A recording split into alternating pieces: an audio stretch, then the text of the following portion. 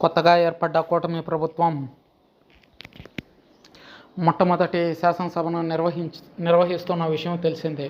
అయితే శాసనసభలో ఇవాళ జగన్పై సిఐడి విచారణకు ఆదేశించారు చంద్రబాబు నాయుడు సర్కార్.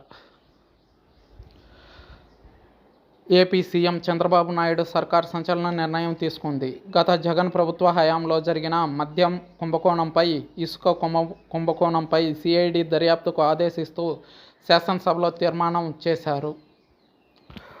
చూడాలి దీన్ని వైఎస్ఆర్సీపీ కార్యకర్తలు, నాయకులు ఏ రకంగా తీసుకుంటారు అన్నది. ప్రతీకార రాజకీయాలుగా పరిగణిస్తారా లేదా జరిగిన దోపిడీని యథేచ్ఛగా ఒప్పుకుంటారా అన్నది. ప్రస్తుతానికైతే జగన్మోహన్ రెడ్డి ఢిల్లీలో ప్రతిపక్ష హోదా కోసం పోరాటం చేస్తున్న విషయం తెలిసిందే. జగన్ చేస్తున్న ఈ పోరాటానికి అఖిలేష్ యాదవ్ మద్దతుని ఇవ్వడం జరిగింది. అయితే సోషల్ మీడియా వేదికగా ప్రత్యేక హోదా కోసం పోరాటం చేయండి, ప్రతిపక్ష హోదా కోసం కాదు అంటూ జగన్పై సెటైర్లు వేస్తున్నారు నెటిజన్లు. ఇప్పటికైనా మార్పు రాకపోతే భవిష్యత్తులో పార్టీ మనుగడే కష్టమని కొంతమంది నెటిజన్స్ అభిప్రాయపడుతున్నారు.